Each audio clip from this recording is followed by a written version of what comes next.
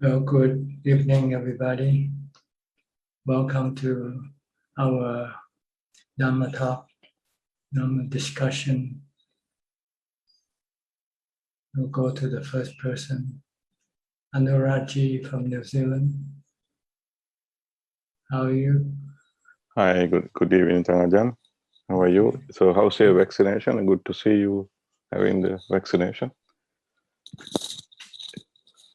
You have any question today? Yeah. Can you hear me?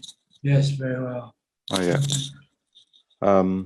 Ajahn, in the meditation, when I look at the breathing, and if I continue with the meditation, at one point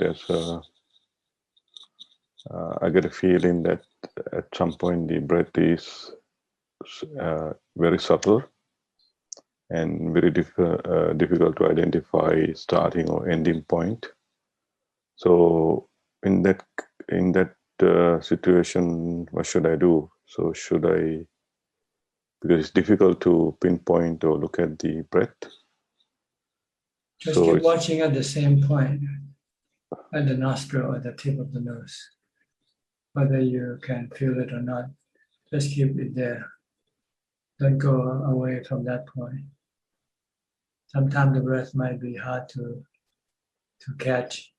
Just know for what it is, but just concentrate on the same point if it's possible. And don't try to look for the breath. Don't search, don't think. Just keep focusing on that point. If there's nothing to watch, just watch the emptiness. Can you do that? Oh, yeah. So that means physical location. Yeah. At the same point where you started, don't move away. And just watch and just acknowledge whether there's breath or no breath. Whether it's hard to feel the breath. Just know and don't go away from that point. Yeah. And see how it works. Okay. We want to establish the knowing. The mind just merely know. We don't want it to think or we don't want it to move around. We want it to stay fixed at one point. Yeah. Okay, don't worry about the breath. Yeah. If it's subtle, just know that it is subtle. If it's hard to see, just know it is hard to see. But stay there. It's there, but you might not be able to see it, to feel it. But you're breathing all the time, like right now. You know. Yeah. Just stay put. Just stay put. Don't go anywhere. Okay. Yeah. Okay. Okay. Thank you. Thank you, Ajahn. All right. Suchart from Silver Spring, Maryland. Greetings. Can you hear me, Ajahn? Very loud and clear. Very loud and clear. Okay. I have a question which has two parts. That how does one attain stream entry, and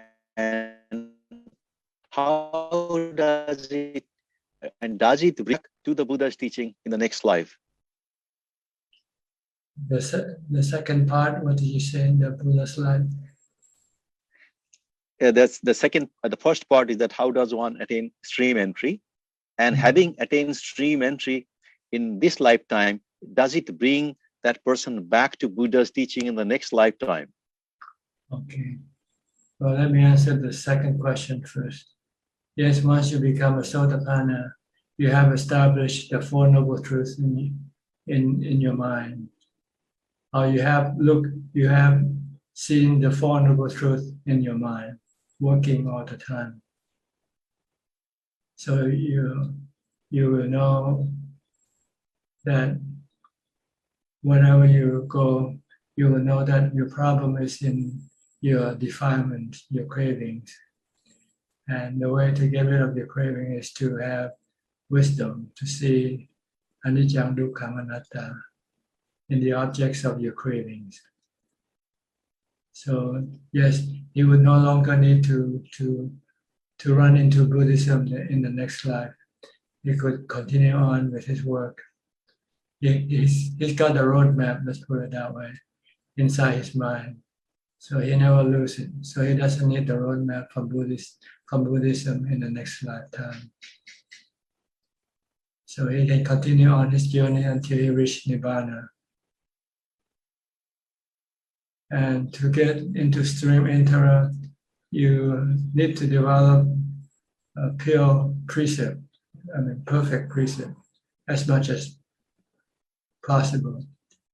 Keep the precept, especially the 8, or more than that, the 10 or 227 precept. This will allow you to have lots of time to meditate, to get into jhana, to get to equanimity. Once you have equanimity all the time, then you will tackle the defilements of what we call the fetters, the 10 fetters, which block a person from attaining enlightenment. So he has to get rid of the first 3 fetters, that of Sakkaya Ditthi, wrong view, seeing the body as a self, for instance, the 5 khandha as a self, as being a self. When in fact it's anicca, dukkha, anatta, the 5 khandhas. When you practice, you will eventually see the dukkha arising from your misperception, because when you think the body and the 5 khandha is you cling to it, and when you have to lose it, you will have dukkha, because you have the desire not to lose your 5 khandha, because you think it is you. So you see the dukkha arising in your mind from your cravings of the 5 khandhas. So you see with wisdom that the 5 khandhas, according to the Buddha's teaching, is anicca, dukkha, anatta. So when you see that the 5 khandha is not a self, and you see that the dukkha arises from in your mind is because of your delusion to think that the body is yourself, the 5 khandha is yourself, and you want to keep the 5 khandhas forever.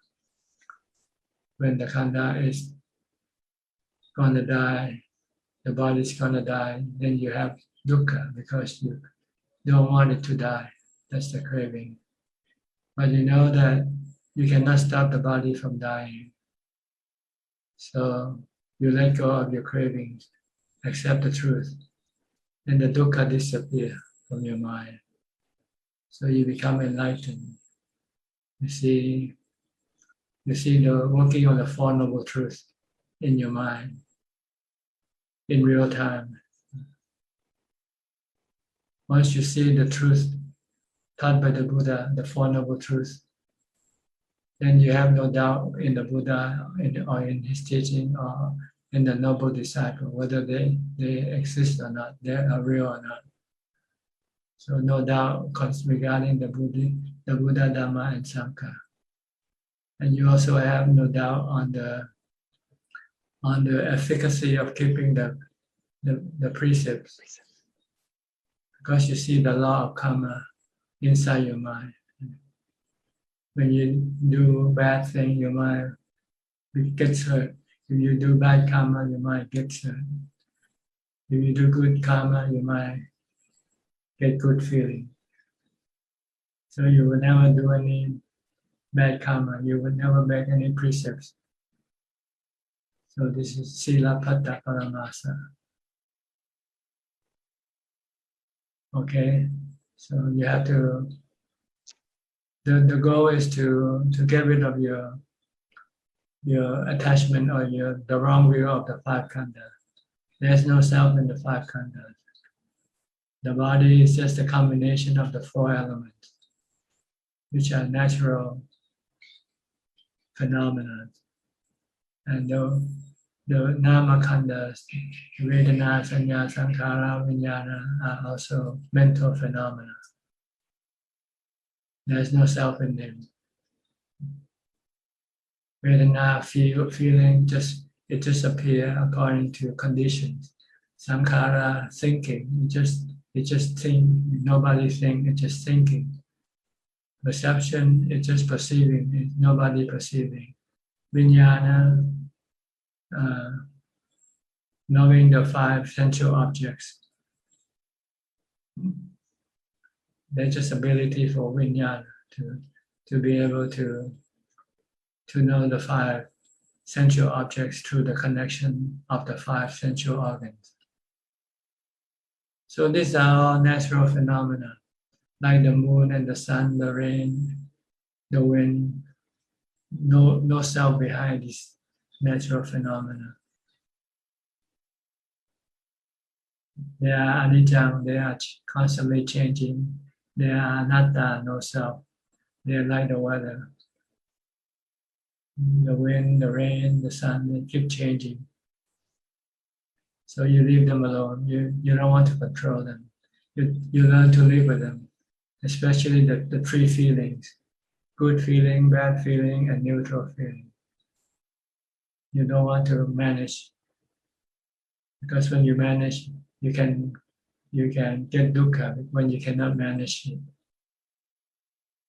But we want to manage feelings. We always want good feelings. When there's bad feeling, we want to get rid of it. And when we cannot get rid of it, we have dukkha. But if you just leave them alone, let good feeling arise and cease, let bad feeling arise and cease, let neutral feeling arise and cease. Don't manage them, don't handle them. Just be aware of them, and there will be no dukkha in your mind. Okay. But is it possible to do this without being a monk? Yeah, but do you have the time? That's a problem. You need all the time, 24 hours a day, to develop jhana. You need the time to be alone, to be away from the five sensual objects, which keep blocking your mind from entering into jhana. Okay. Once you have jhana, then you can then study the five khandhas and put the five khandhas to test, like exposing danger to the body, to see how the mind reacts, whether the mind see the truth that the body is not the mind. Will the mind be affected by whatever happens to the body or not? Because the body will keep changing. Eventually, it will die. Can the mind leave the body alone? The mind still wants to cling to the body. If the mind cling to the body, there'll be dukkha. There'll be stress, anxiety, and suffering for the mind.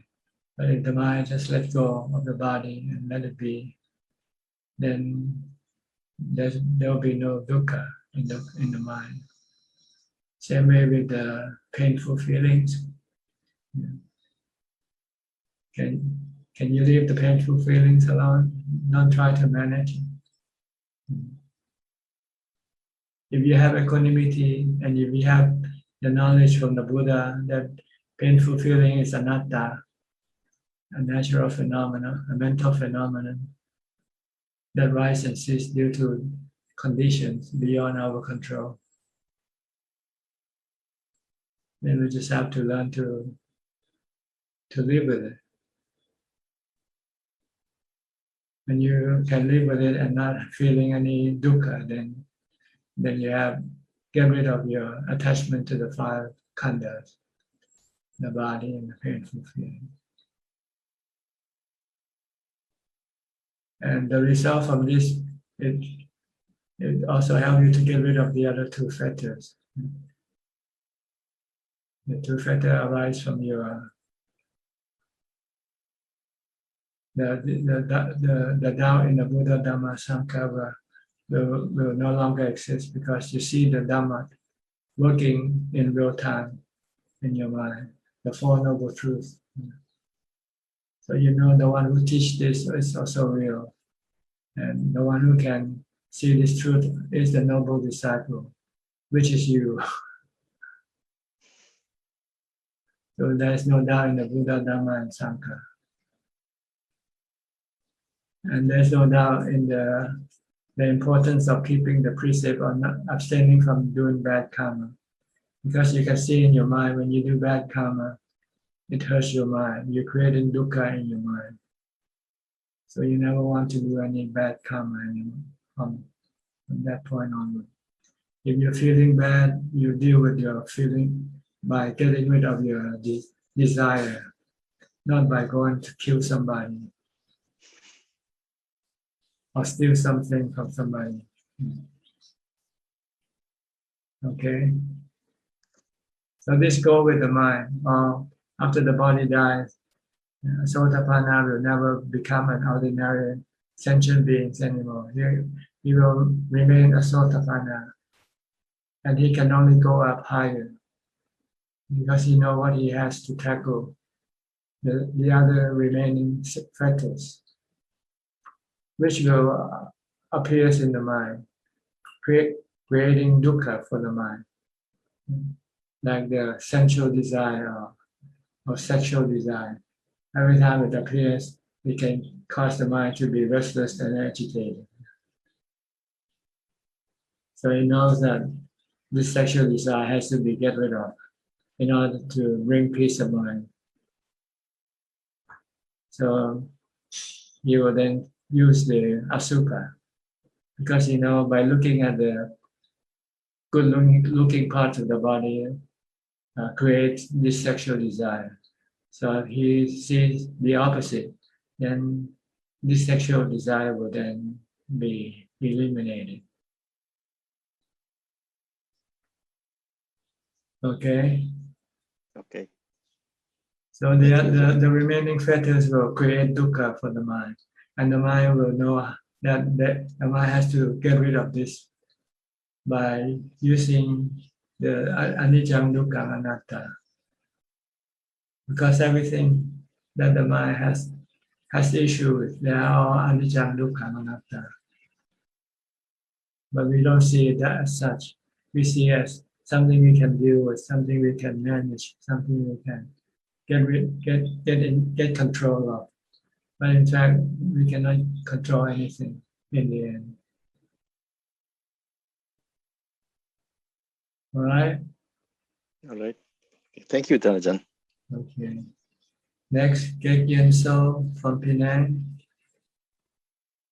Ajahn. Ajahn, I have one question. Recently Malaysia got a lot of COVID cases and many people passed away, some of them including our friends, relatives. So as a Buddhist, is there anything we can do besides doing dana and chanting, transferring merits to them? Because you should worry about them. You should worry about yourself.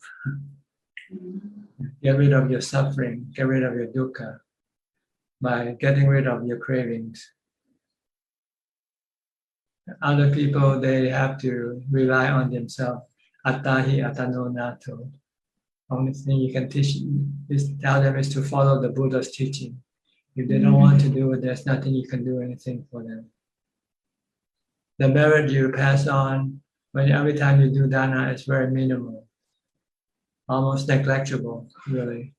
Just a brief,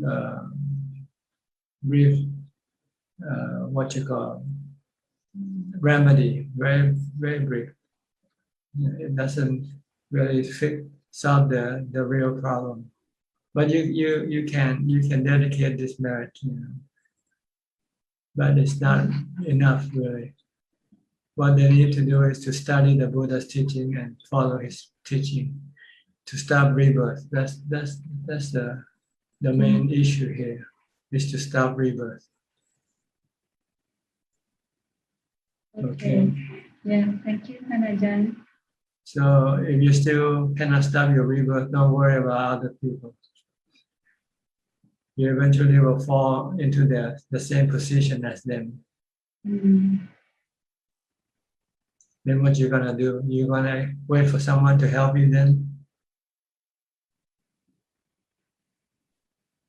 You know the remedy. The remedy is the Buddha's teaching. And just study and practice. The 3 steps. It's very simple. Dana, give away your possession that you don't need to keep.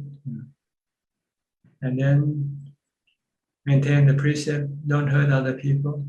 And if it's possible, go live alone in seclusion and meditate to get into jhana, and then to contemplate or to study the nature of the 5 khandhas as not being yourself. And ask yourself, are you still attached to your body or not? Are you still attached to the feelings or not? Can you let them come and go without having to do anything to them? That's the work that we need to do, more than worrying about other people. Okay. All right?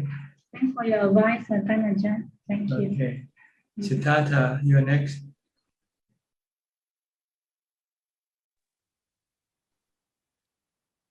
Can you hear me, Ajahn? Can you speak louder? Can you hear me now? Yeah, okay. Okay. So I have followed your advice to do more walking meditation. So like today, I keep on walking, and then after walking, I try to sit. The outcome of today is very good in general day. Like I feel very calm since I wake up until now. So it's very stable.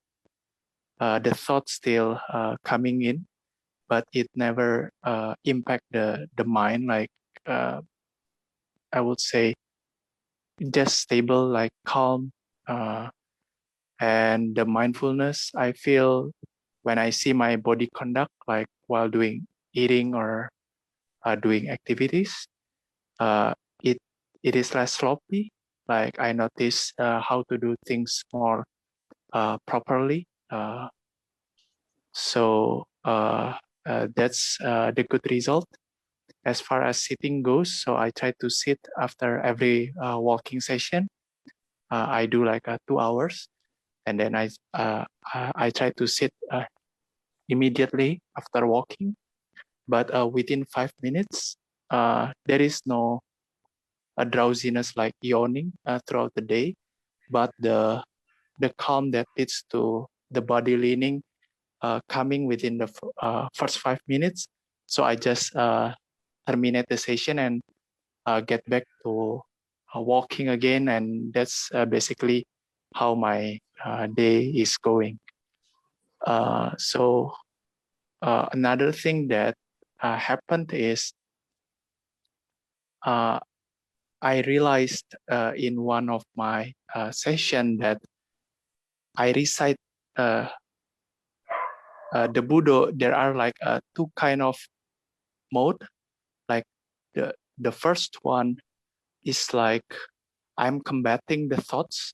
Like I'm really concentrated, a bit tense in the forehead. Like I will describe it like we are trying to memorize something really new. So we have to really concrete and really alert. This I realized when I recite the mantra in this kind of mode. It raise my alertness, but also my tension. And the second is it is like reciting at the heart. Sometimes it is like in the chest. It feels, if I have to describe, it is like reciting something that we have already familiar, like already memorized, and it always generate calm. Basically, when I walk today, that generates a lot of calm. I recite in the second mode, like the thoughts still coming in and everything, but I just ignore and just continue on the reciting. Whereas when I tried the first one, where I really focus, where I really alert, like I have an intent to block every thoughts, intent to kill every thought that might arise, I can maintain a session where there are no thoughts. But usually, I cannot over extended period, I cannot maintain it yet. When I do this kind of recitation, when I sit, I find that my body is very still, very alert. And there happens where like the tension erased and I got to calm and I feel like I'm heading towards the right direction. But then if I try to repeat it again in this kind of mode of concentrating, I cannot really reliably repeat it, because sometimes the tension is there, which I like, which I find that, oh, yeah, this is my sign of concentrating. But after some time, it disappears and it reverts to the second mode, like recitation naturally, like no tension, no effort, and then there is only calm. So I would like to ask your advice how I proceed from this point on. We just have to proceed on, do as you used to do, and try to get the mind to calm as much as possible. Okay? Okay. See, your practice can go up and down. So don't get excited when it goes up, or don't get depressed when it goes down. Just accept that, practice is like this. 2 steps forward, 1 step backward, something like that. Don't expect every day to be the same. Until when you eventually have full control and you can then do it every day the same, that means you have advanced. But if you're still falling back, going out, going forward, then you just have to accept this fact, but keep on practicing mindfulness. Stay mindful all the time. Okay. Okay. Next, Willie. Willie, by the way, is the sister of Siddhartha, just in case you want to know. They're brothers and sister. They spent some time living in Wat Yannasangwararam with us the last couple of years, 2 or 3 years. Okay, Willie, you got anything to say? No, today I also don't have any question. Are you living in a monastery right now? Yes, I'm living in a monastery, and because the gastritis problem that I asked Tanachen before is still going on, and I have seen the doctor. So yeah, I have to make it recover first before I can really concentrate on my practice. So I just practice as much as I can with the current condition. Okay. Then they go to Kok Seng from Singapore.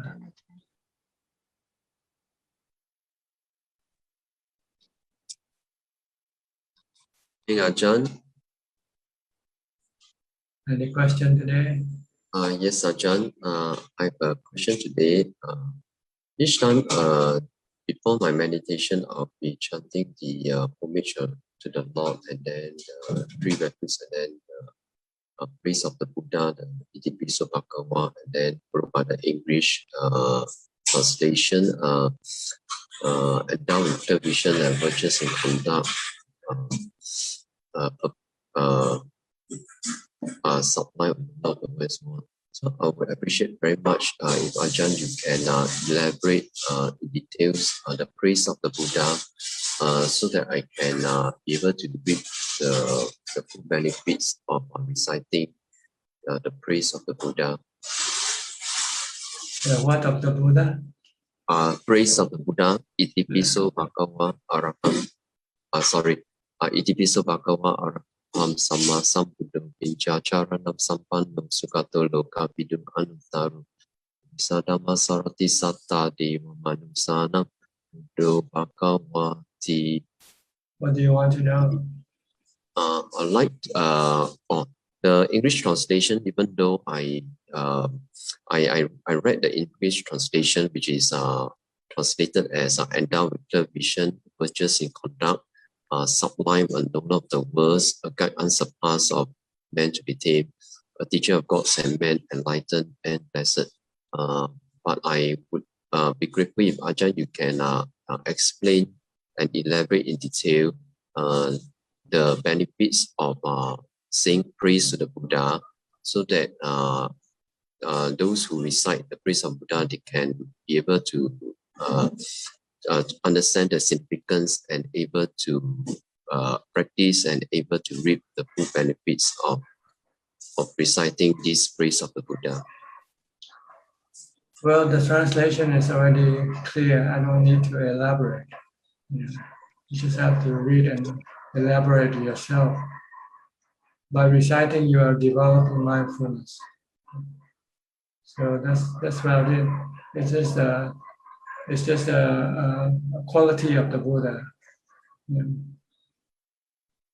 So that will instill you have belief or faith in him, to accept him as a teacher and follow his teaching. That's what it amounts to. Is the first one, which is endowed with clear vision. I'm not very sure what does that actually means. You don't know, don't worry. Yeah. You don't have to know everything. Just know that he's the Buddha, he's your teacher, and that he has become enlightened, and he has reached Nibbana. All these other qualities are additional abilities, which is not that important to you. All you want to know that he can teach you to go to Nibbana. That's all you want to know. Okay.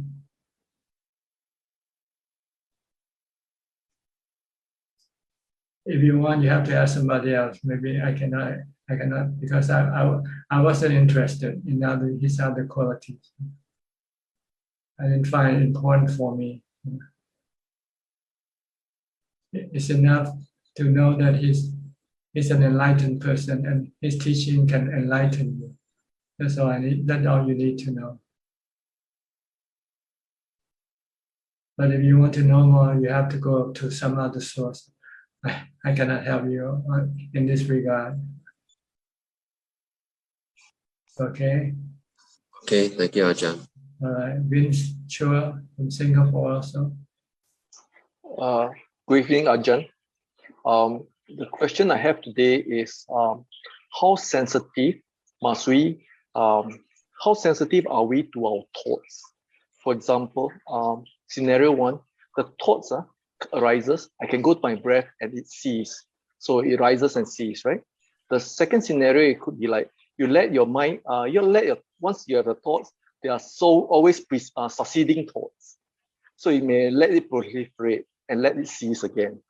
So that's the second watching. And the third observation is like, or should we, how sensitive should we like, or should we just be watching the habitual patterns of ourselves, how the mind works, and how the preceding condition and succeeding condition, and let this cease naturally. So how sensitive do we need to be to thoughts? As far as thoughts are concerned, you want to stop them. You want to be able to control them. Mm-hmm. You want to be able to tell them when to stop, when to think, what to think, and not what to think. Mm-hmm. So this is what you want to do with your thoughts. Take control of your thoughts. Right now, your thought is controlling you. Mm-hmm. Okay. Your thought is your boss. You want to be the boss of your thought. Okay. Right now, your thought keeps telling you to go get money, to go on a holiday, to go get a boyfriend, a girlfriend, to buy, to shop. These are all your thoughts. Mm-hmm. You want to stop them. And you want to tell your thought to give up everything, to abandon everything, to let go of everything. because everything is anatta, doesn't belong to you. So this is what you want to do with your thoughts. Okay, don't watch them, because if you watch your thought will just drag you into samsara. Doesn't go anywhere. Okay. So you want to drag your thought out of samsara by stopping it from thinking about samsara.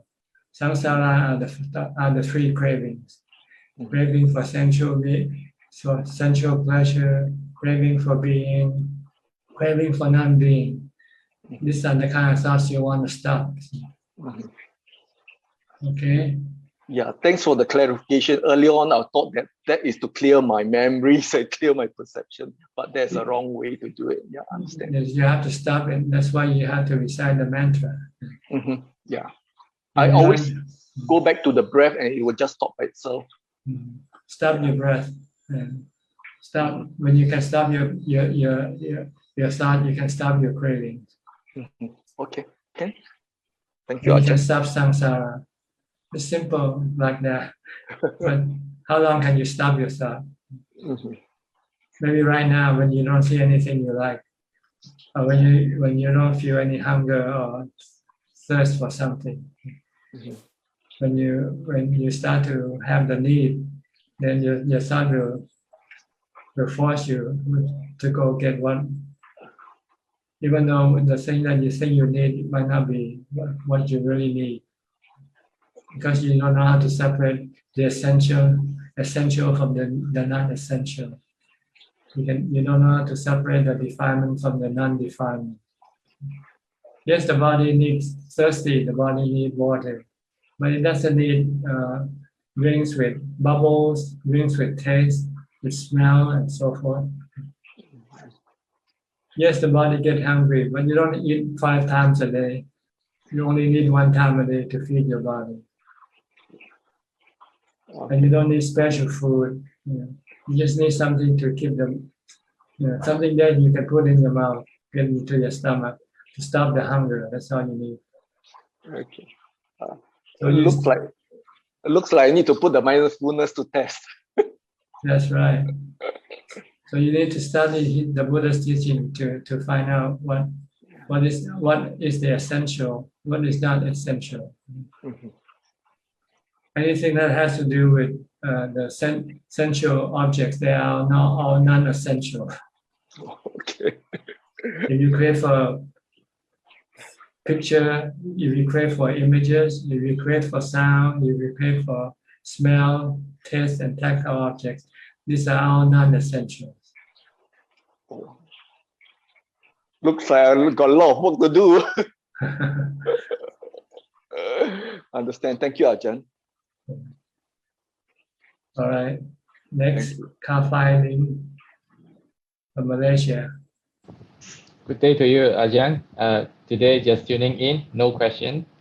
Okay. Alvin Lee from Malaysia also. Good evening, Tanajan. Tanajan, I just want to ask about meditation. I mean, these couple of days, I'm feeling a bit of pressure on top of my this part of my forehead. But when I continue meditating, then sometimes I can feel the calmness. But then the pressure will come back on and off. So how do I address this, Tanajan? Just ignore it. Just leave it alone. It's an illusion. Try to distract you from your concentration. Right. This is not over concentrating, right? It's not a sign of I'm trying to forcing myself to concentrate, right? Well, I don't know. You find out for yourself. Right. Okay. So just ignore it. Yeah, just ignore it and just keep concentrating. I don't think it's over concentrating, because it's never over. It's never over concentrating. Maybe it's over ambitious. Maybe that's the cause of that feeling. Over ambitious, over desiring for result, not over concentration. Okay. You see the point, the difference? Yes. Over ambitious and over concentration. There's no such thing as over Over concentration. concentration. Not enough concentration, but over ambition. The desire to be, Yeah, to get a result out That's of the right. meditation. Right. Okay. So if anything comes up during meditation, just ignore. They are all illusion. They come and go. They want to distract you from your concentration. Okay. Thanks. All right. Next, Kenneth from Switzerland. Kenneth. Professor. Good afternoon, Thanajan. I would like to ask a question about when we practice, like day to day, is there a recommended way to kind of self-evaluate how the practice is going? Like, am I going forward or am I going backwards? Or is there a good way to reflect on that and see how things are going? Basically, the feelings, the mental feelings. Whether you have lots of mental feelings, more good feelings, more good mental feelings, you still have lots of bad feelings, anxiety, restlessness, agitation, this sort of thing. This is the measure of your progress. If your mind becomes calmer and calmer and feel better, then you are advancing.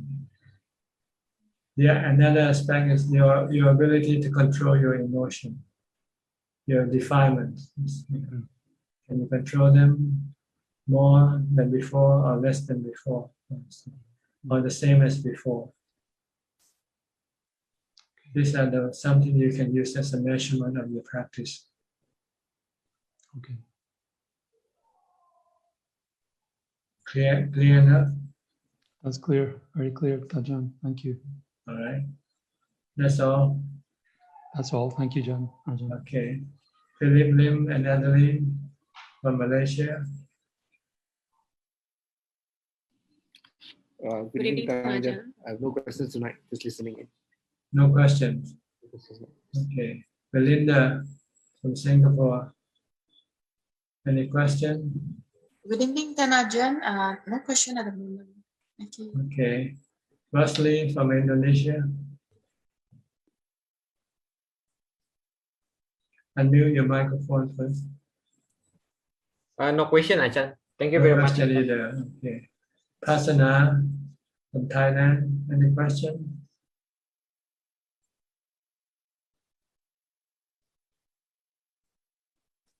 Okay. Okay. Okay. Good evening, Ajahn. Today I have one question about eliminating the craving of the taste of the food.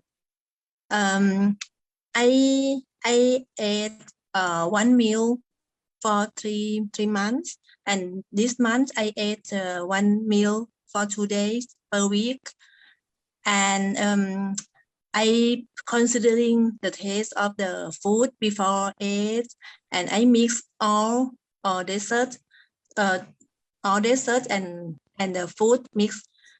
I feel that now I feel that the food I feel that it is a 4 elements.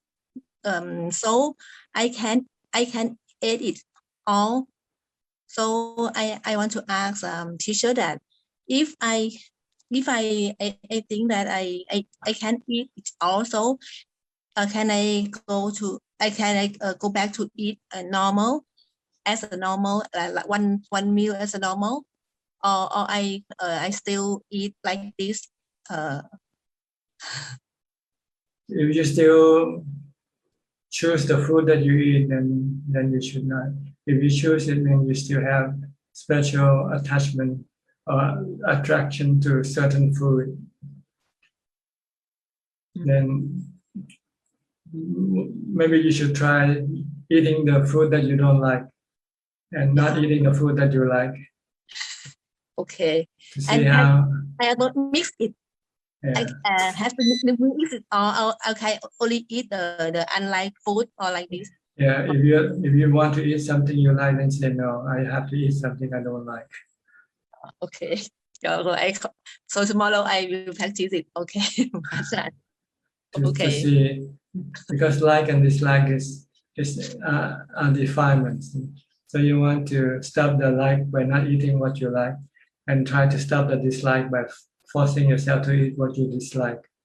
Oh, okay. I see Then that. eventually you will come into the neutral position. You can either have like or dislike. But right now, if you still choosy, then it means you still have like and dislike. But if you can eat any type of food given to you, then your mind is back into neutral, no like or dislike.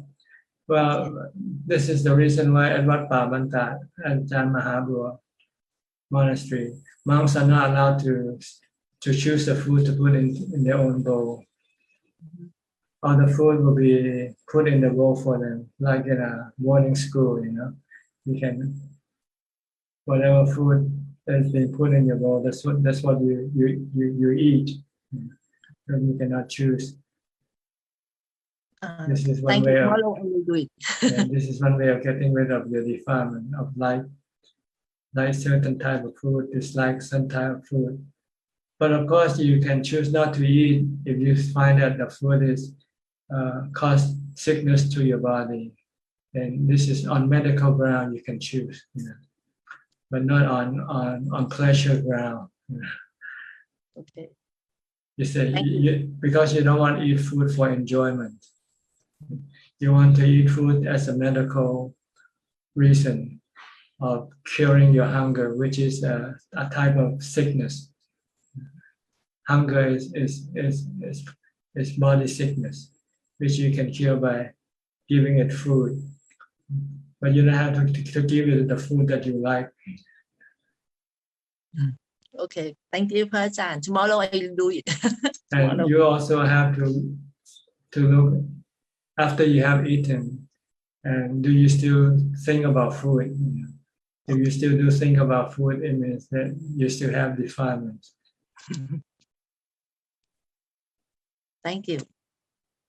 All right. No question. Yes. Thank you, Ajahn. Like Ajahn Mahabua said, when he was a newly ordained monk, he said after he had his meal, and while he was washing his bowl, his mind started to think of food again.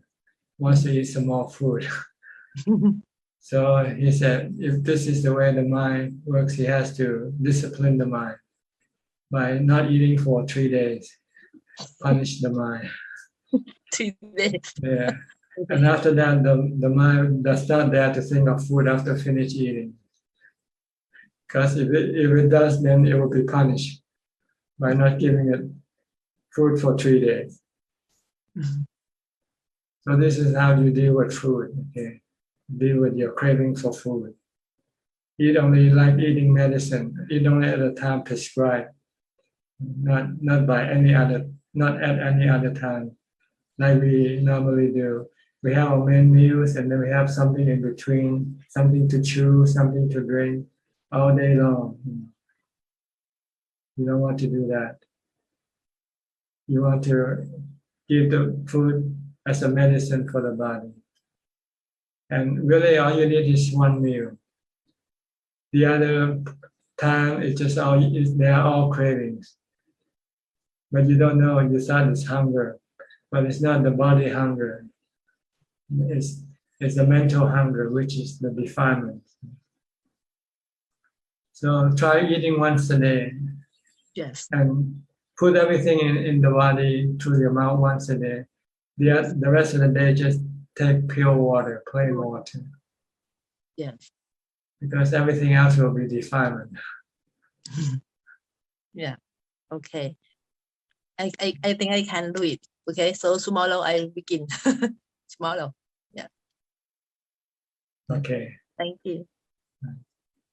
Next, Gary from Singapore. Good evening, Ajahn. No questions from me today. Okay.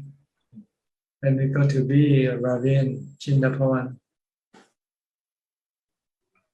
Good evening to you. Good evening to you, Ajahn.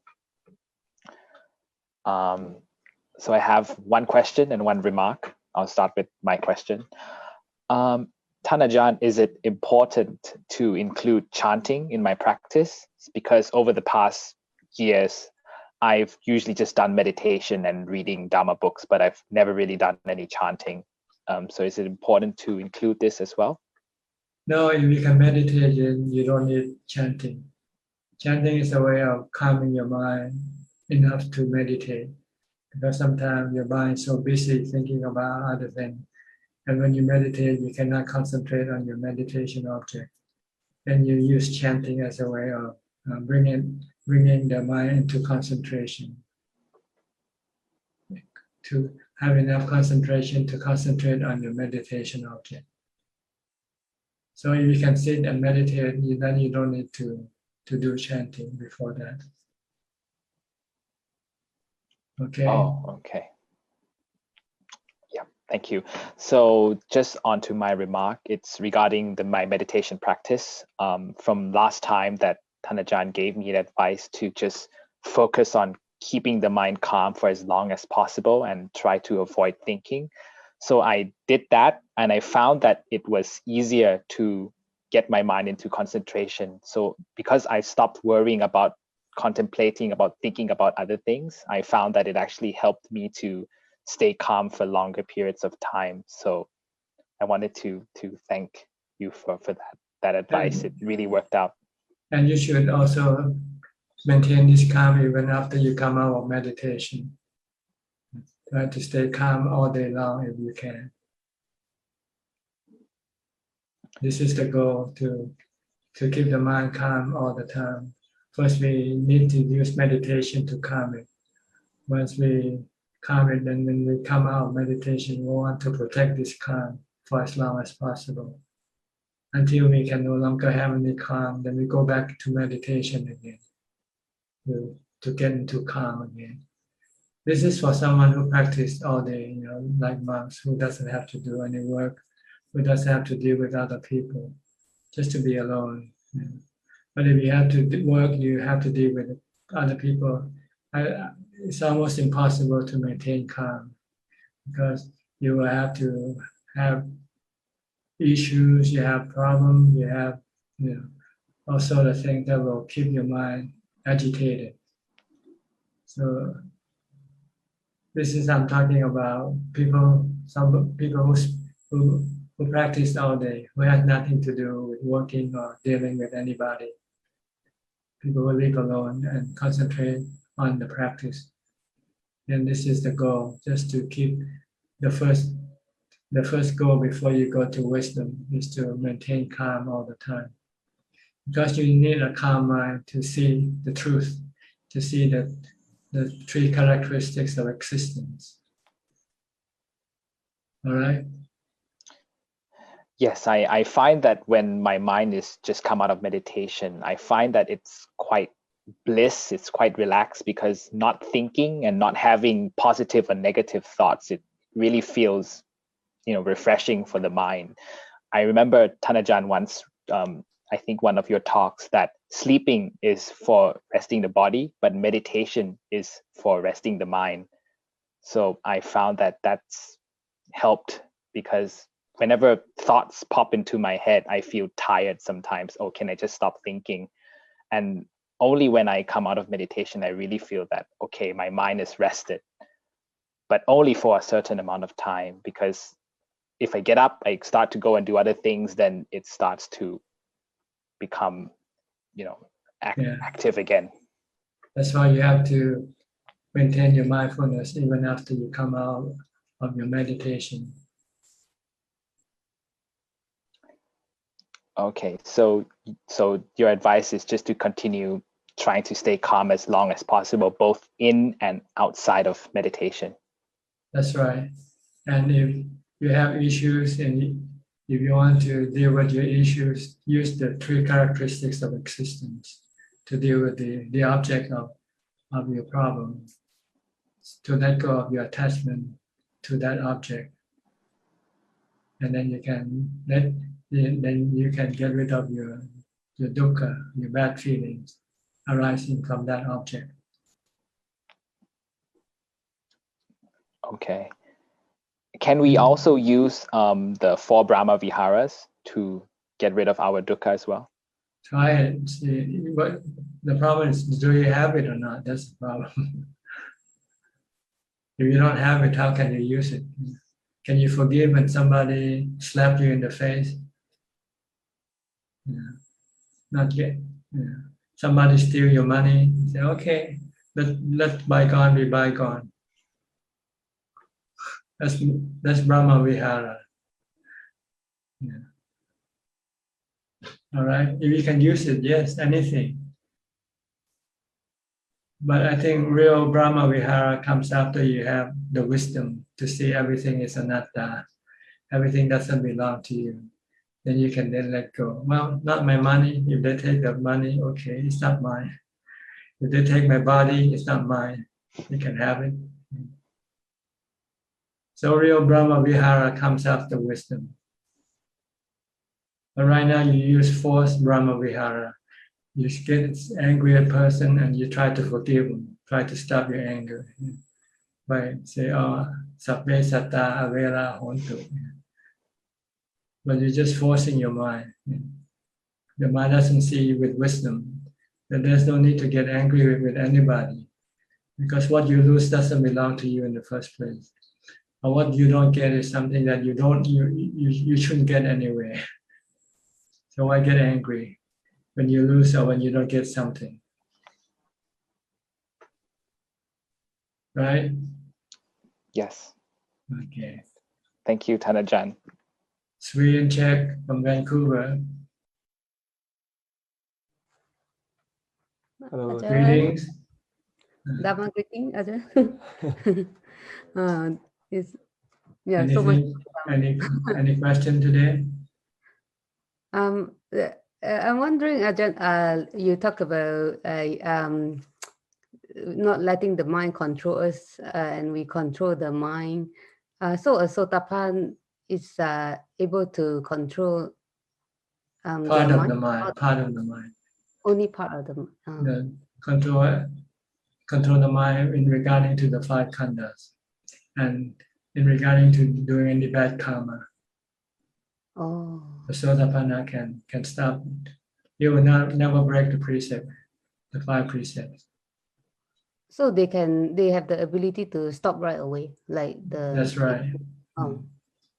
And the ability to let go of the attachment to the body and the painful feelings. Is it immediate? Like if they have pain, immediately right away can? Yes, automatically. Yes. Automatic. Oh. Okay. So, if he should die suddenly, he would not get excited or get afraid or anything like that. Oh. Is it because of his immense mindfulness? So he keep this 4 noble truths all the time for Sotapan. He has let go of his attachment to the wisdom that he had realized of contemplation, from seeing that the 5 khandha is anatta, is anicca. If he cling to this 5 khandha, dukkha will arise. So he let go of his attachment to the 5 khandha permanently. Has nothing to. He still have the 5 khandha, but he doesn't sing the 5 khandha or rely on the 5 khandha or depend on the 5 khandha. It doesn't depend on the body for the source of happiness. Doesn't rely on the feelings as the source of happiness. So the tools that he used in his mind is mindfulness. Wisdom. Oh. See the 3 characteristics of existence in the 5 khandha.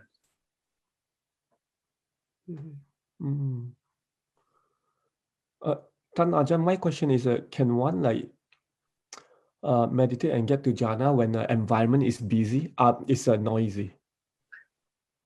Theoretically, no. Yeah. You need a quiet environment to calm your mind. There's a saying in Buddhism, kaya viveka, chitta viveka. Viveka is seclusion. Yeah, the body has to be in secluded condition, environment before the mind can enter into seclusion, mental seclusion. Because the surrounding can distract your mind. When you hear sound, when you're concentrating on something, when you hear a sound, that sound might distract you from your concentration right away. Sound are the most dangerous as far as for concentration is concerned. The other thing are not so. Well, you close your eyes, you don't see any images, but you can still hear things. Okay. All right? Yeah. Thank you, Tanajan. Thank you. Okay. Kyuyan Dong from London. Greetings to Hello, you. Thanachan. I have no questions today. Thank you. Okay. Still faithful, huh? No questions, still come in to listen to the talk. You don't get tired of it? Not at all. Actually, like a previous questions and answer actually gave me a lot today. Good. And by just listening to other people's questions can help you also. And your answer. Okay, yes. All right, next, Alfredo from Brazil. Hi, Bante. Are you fully recovered from your COVID-19 infection?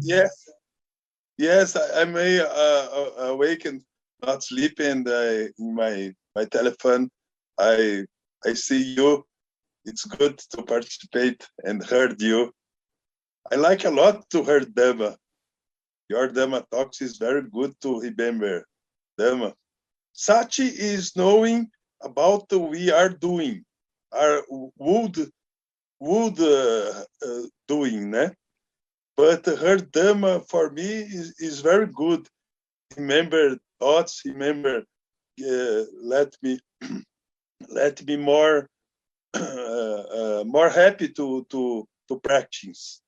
Is good to hear Dhamma. To hear Dhamma talk, yes. Yes. Because it will benefit your mind enormously.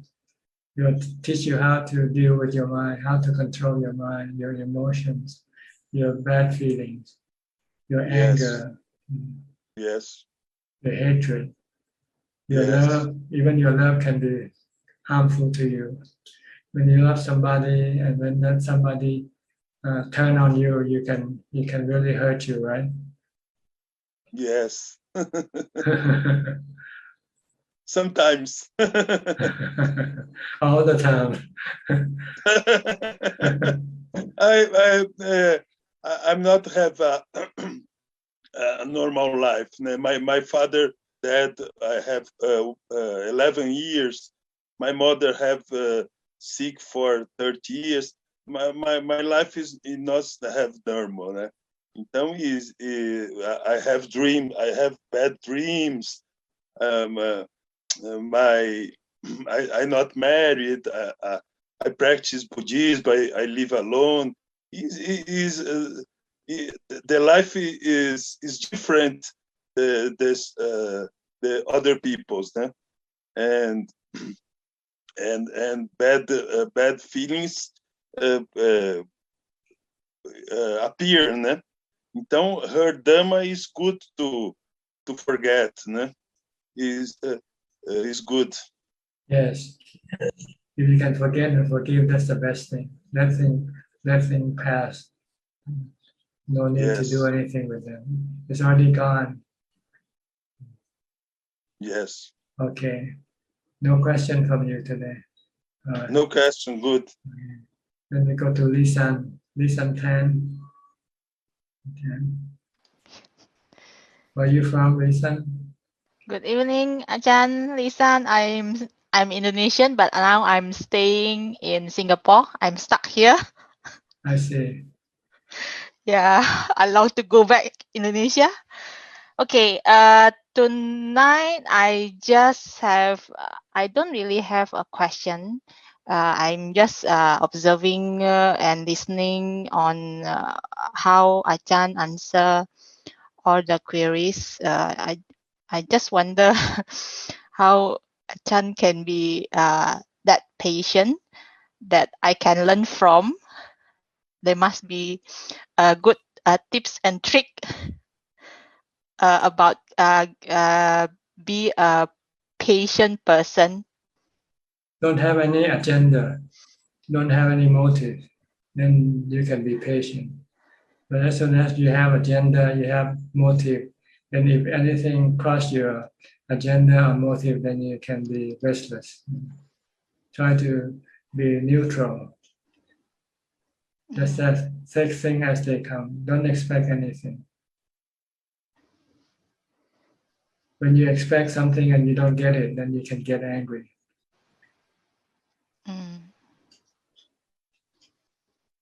Okay? Yeah. Okay. Thank you, Yeah. Ajahn. You need to meditate to get to that neutral position, ubekkha. Yes. Then what can motivate a person, a lay people to get meditate? Well, are you motivated? Sometimes yes, sometimes no. So it's Okay. up and down. At least Last time, yes. At least you know what motivates you. So must get the motivations, like a goal. By listening to Dhamma talk, listening to the Buddha's teaching, will give you the motivation. All right, right now, joining the discussion here will give you the motivation why you should be neutral. Because being neutral will make you safe from any suffering, any mental suffering. Okay. Okay. All right. Next, Thank you, Ajahn. Constant from Singapore. Good evening, Thanajan. Today I actually have a question on meditation, but it was partly answered when Viravin asked his question. So what happened is I realized that recently, whenever I try to sit down and meditate, even if I focus on, reciting Buto, or I try to focus on my breath, I just cannot quiet my mind.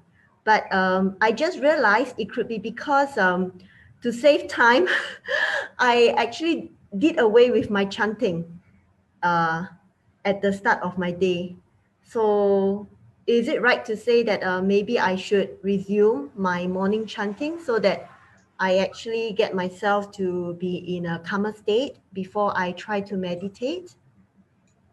Well, you have to try it, trial and error. Okay. Because I do realize now that this period of not being able to meditate started after I did away with the morning chanting and just go straight to meditating when I wake up. You have to try it out, find out which method is the best for you. Okay.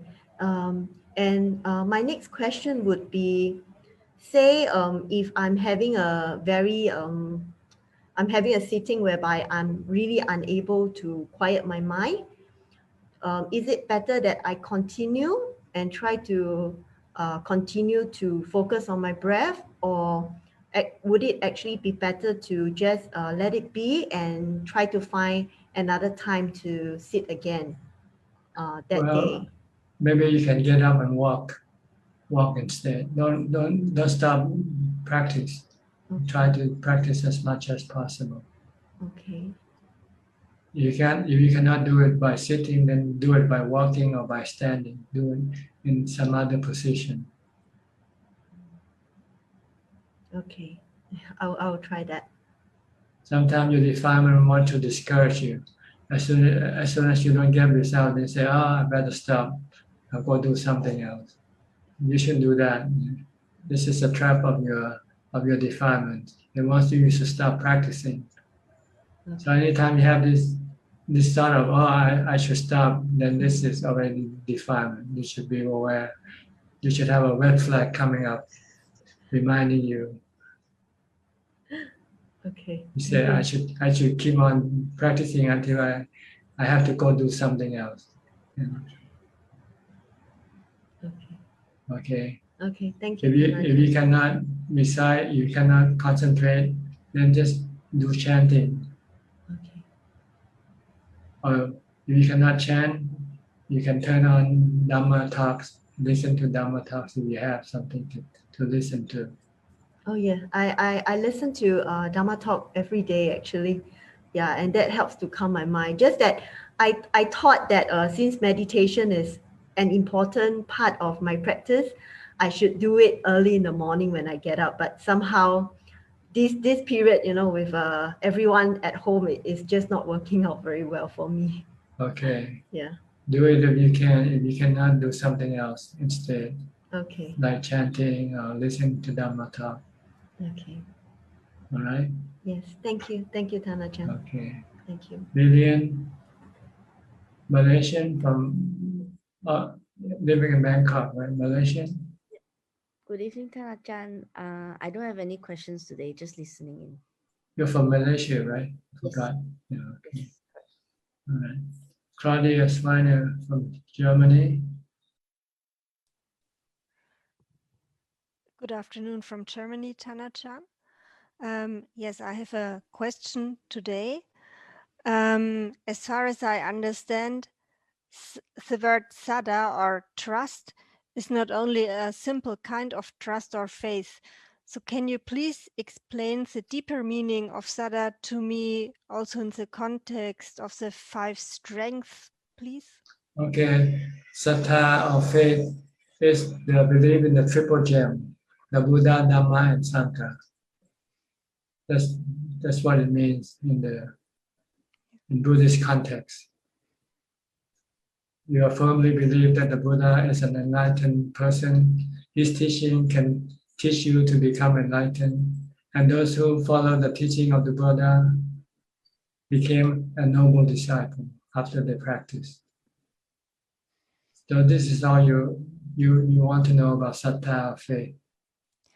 Yes, I had a discussion with other Dhamma friends in Germany, and we were discussing about the word sada or faith. And I said, so as far as I stand in Theravada Buddhism, sada has a really profound and very important meaning.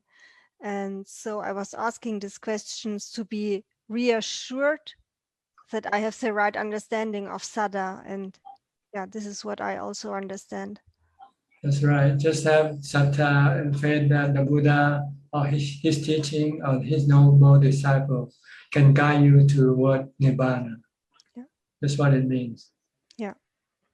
Yeah. They are genuine teacher. They can lead you to Nibbana for sure. Yeah. No doubt about it. I have no doubt about it. No. Yeah. Okay. Yeah. Thank you. All right. Once you have sattha, then you will have viriya, which is energy to do the practice, to do the practice of mindfulness, the practice of samadhi, and the practice of wisdom. This is the 5 mental faculties. They all depend on sattha as the stimulator. Mm-hmm. Once you have sattha in the Buddha, Dhamma, and Sangha, then you will have the energy or the commitment, the effort to develop the 3 other mental qualities, which is the mindfulness, sati, samadhi, and panya. Yeah. Yeah. Once you develop this thing, then enlightenment will follow suit. 4 stages of enlightenment will follow suit. Mm-hmm. It's very simple, isn't it? Yeah, it sounds very simple. And I thank you very much for your explanation, because this is what I also think, that sada is a really profound quality to follow Buddhism, and that is the basis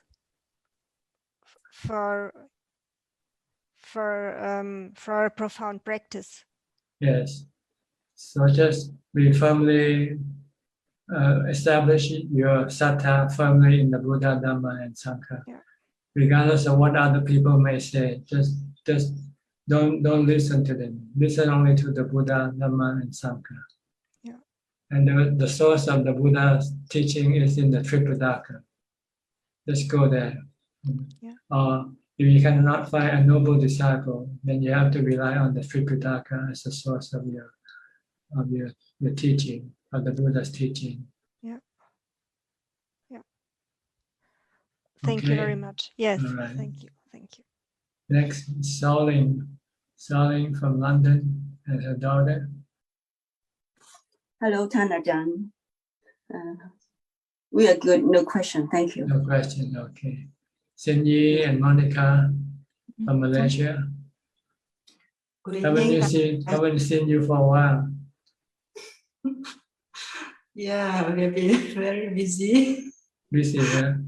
Not busy practicing Dhamma. We have gone for stay at the monastery, but then after we came back, then we were busy with the house. Busy building samsara. Yeah. Not busy destroying samsara. No, still also trying to destroy samsara. Yeah. Actually, today I have a question. Actually, during the recent sitting, I was doing my Anapanasati. Then sort of like there was this knowing there, you know. But then after some time, the pain came up at the background. And there was this little voice telling me, oh, I think you better start chanting Buddha, you know, to overcome your pain. So I start to do the Buddha, but then I find that the pain has no effect on me. I don't feel anything. But then there's this little voice still keep on coming and telling me that I think you better still chant your Buddha, you know, the pain will keep on increasing. So in a way, I find that I was a bit distracted. So what should I do when I encounter this again? Because I think this is distraction. Well, just recite the mantra until your mind becomes calm and not affected by the pain. Actually, the mind is not affected by the pain, but it's this voice telling me that, you know, you better get ready, you know, your pain is coming. But actually, the mind is not affected by the pain. Well, you just use the reality. If you're not affected by the pain, then you just don't need to do anything. Just try to live with the pain. Oh. But if the voice keep on, you know, instigating that, oh, you better start, you know, reciting Buddha, then how should I deal with that? Well, you can either listen to it or not listening to it. It's up to you. I listen to it earlier on. If you're not affected by the pain, why do you have to do any chanting, do any reciting? Okay. So if the voice keep on, you know, coming and prompting me to do it, how should I handle it, you know, in future if it still come? Because I think this might come again. Well, as long as you're calm and you're not disturbed by anything, then you don't need to do anything. Just stay calm. Okay. But as soon as you're not calm and you start to be affected by your painful feeling, then you need to start chanting or reciting the mantra. Okay. So if the voice keep on coming, is it my own thoughts or is it my own memory? Yes, your thought. You should stop your voice with your thoughts. So that means I don't react to the voice. It depends on whether the voice reaction to it is good or bad for you. If it's good for you, then you can. Sometimes your voice can tell you something that is good for you, then you do it. If it's bad for you, then you don't do it. It's like somebody talk to you, you know, you listen to that person, but you don't know whether you should follow that person's advice or not. Right? You have to You have to consider what effects it has on you when you do it. So that means if let's say if the pain is not affecting me, then I just leave the voice alone. That's right, because reciting the thing just to stop your mind from being disturbed by the pain. But if your mind's already not disturbed, so why chant? Why do anything? I think I was tricked by my voice. maybe because of your caution, you want to preemptively keep your mind calm and not being disturbed by the pain. Even though you're already calm, but you're still afraid that it might not remain calm for long. So you want to start reciting now. So just look at the situation. If you say you are happy, you're not disturbed by the calm, then you don't need to do anything. If you start to be disturbed, then you have to start reciting the mantra. It's like the body. If the body get a headache, then you have to take the medicine. But if there's no headache, what's the need to take a medicine for, right? You have to wait until the body gets a headache before you take the medicine. So you have to wait for the mind to be disturbed before you use the medicine, the brutal medicine. Same thing. Okay? Understand? I hope I can apply that when I'm meditating. Because inside there, sometimes the mind, is there any ways that we can pull up to handle this, or we just stay neutral when this type of things happen? Yes, the goal is to remain calm, neutral, and not reacting to anything, even your thoughts.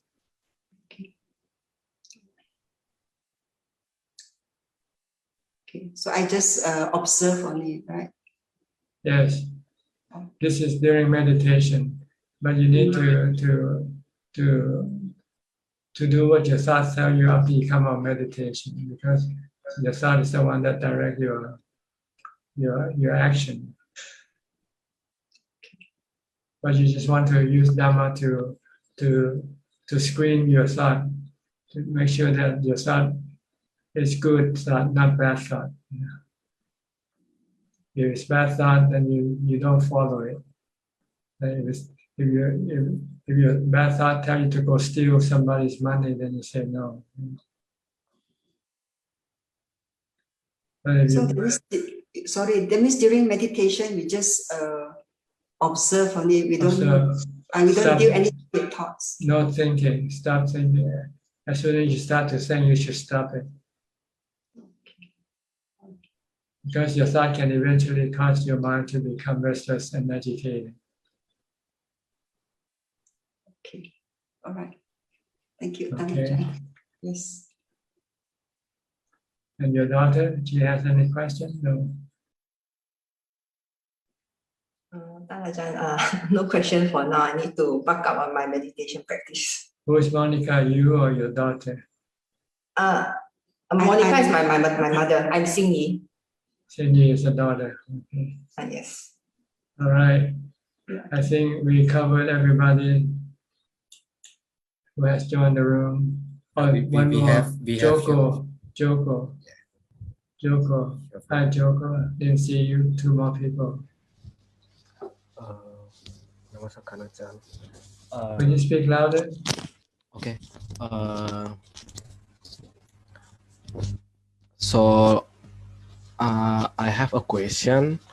So last time I talked to a Buddhism preacher in the temple regarding the ceremony of Waisak. He stated that the Waisak ceremony also reminds us to the fighting spirit of Buddha to attain enlightenment. So before attain enlightenment, Buddha have determination himself that he will not get up from his seat, even if his blood dries up, his bones become brittle, until he attains enlightenment. So my question is, how can we start to build the same fighting spirit or determination in our practice, like Buddha has done to attain enlightenment? Thank you, Ajahn. Well, you have to know your strength, how much you can do, and then you can then set up your determination according to your strength. Because sometimes you have the strength to do it, but sometimes the defilement will come and tell you that you cannot do it. So unless you must know how long you can sit, for instance, half an hour, 1 hour, and then you have to put this determination before you sit. You say, I won't get up before 1 hour, for instance. Because if you don't set up determination, maybe sometimes you sit for 15 minutes and then you don't get any result, then you become discouraged and you say you want to stop.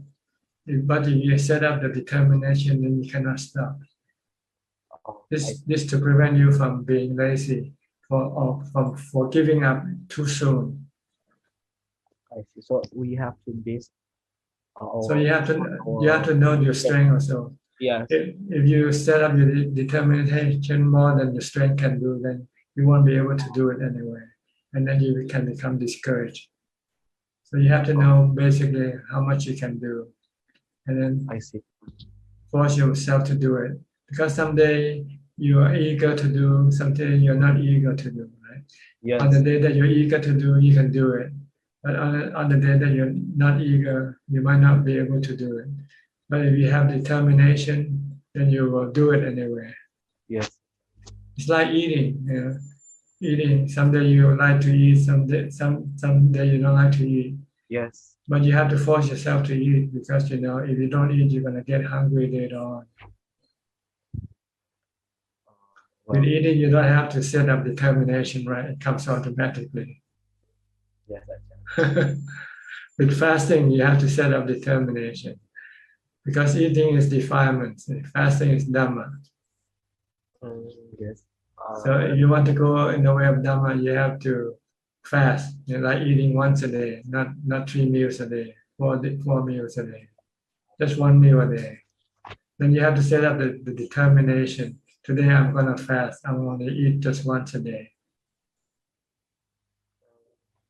You understand? If you don't set up the determination, then you should eat as many times as you like, right? Yes. Okay, understand? Understand. Thank you. Like the Buddha, before he sat under the tree, he fasted for 49 days. But then he realized that it's useless. It doesn't bring any enlightenment. So he switched method by stop fasting. But his followers, the 5 ascetics, thought he gave up his determination. But he didn't. He used wisdom and realized this is not the path to enlightenment. So he come back and eat some food so he has enough strength to sit and meditate. Yes. And then he set up another determination. This time not getting up until he became enlightened. Because he believed he has found the right method. Because enlightenment has to come from the mind, not from the body. Okay. All right? Yes. Next, Jolin Te. Where are you from, Jolin? Go ahead, you can speak now. Speak louder. From Singapore. Singapore. Yes. I have no question today. No question today. Okay. Is that covers everybody now? I think so. Okay, cover. Okay, let's go to Facebook then. Do we have any question from Facebook? Kula? Yes, we have 4 questions from Facebook, Ajahn. First question from Po Liang Soon. I have been trying the whole scenario of meditation, starting from morning 5 a.m. and continue to 10 a.m.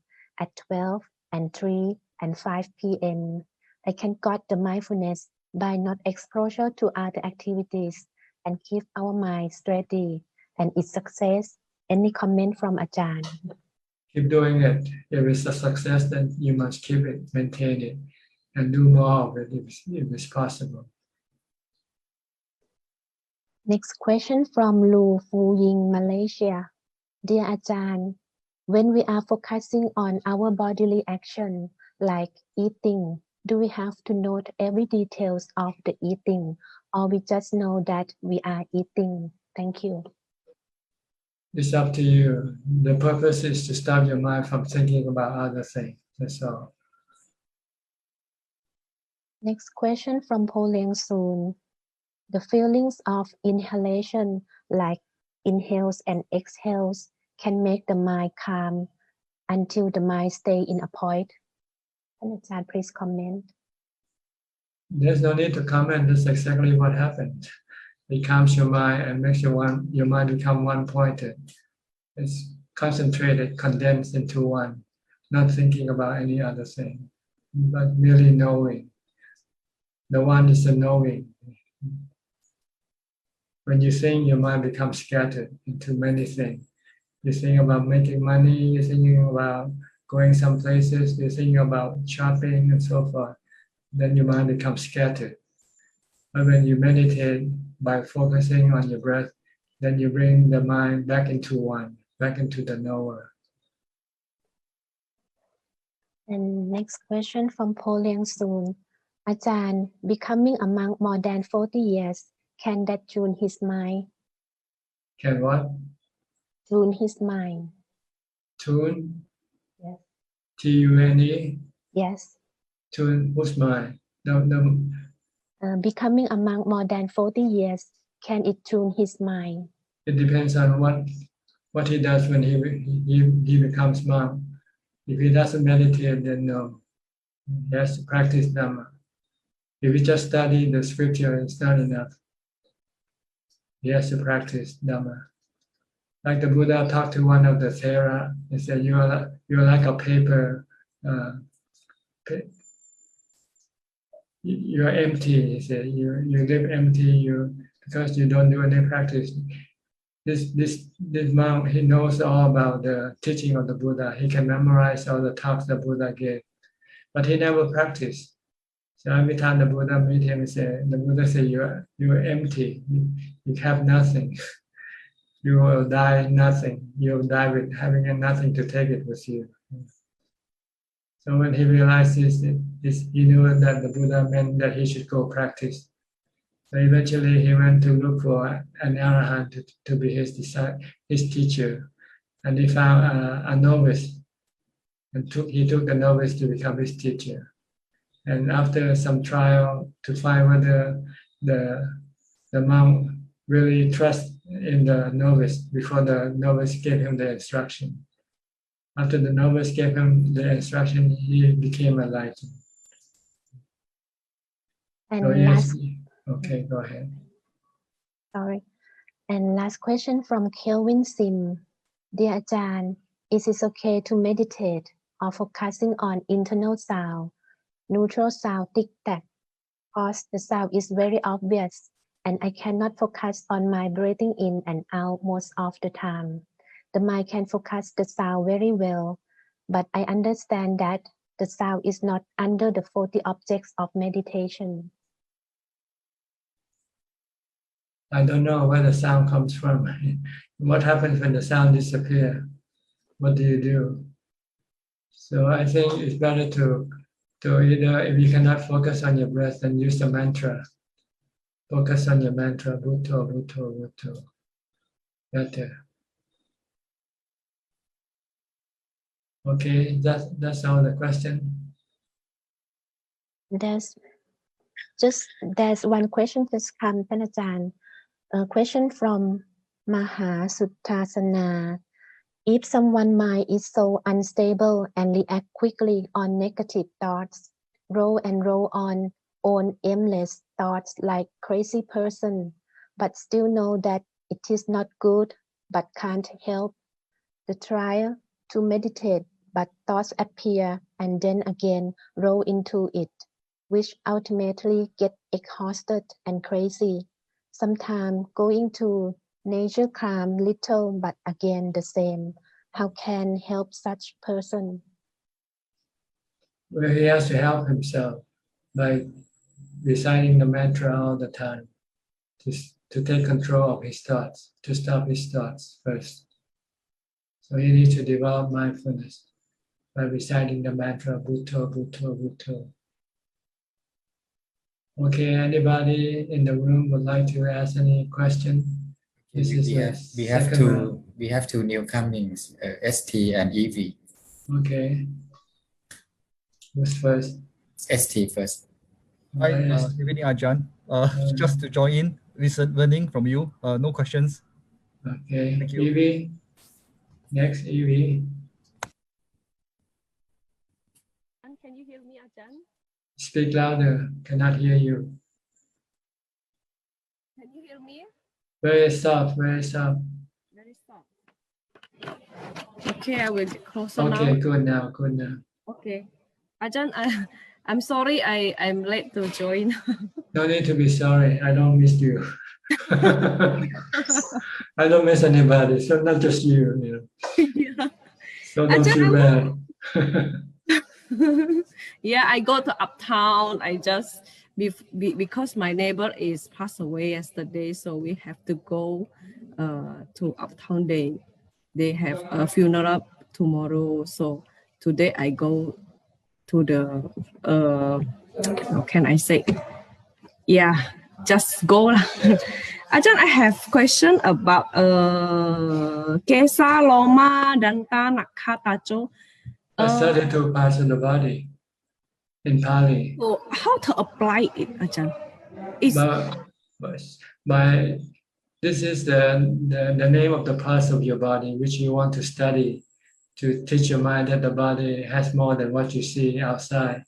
There are a lot more parts inside the body that you don't see. Like no, this is contemplation, reciting, studying. Now you study biology. This is the study of anatomy study of the body. Like every medical student has to study. And when we do these 5 things in meditation or out meditation? When you meditate, you want to stop thinking, so you don't do it in meditation. Except when you find your mind is restless, then you can use reciting these 5 parts or the 32 parts. You'll calm your mind enough to meditate. But when you want to study this, you have to do it when you're not meditating.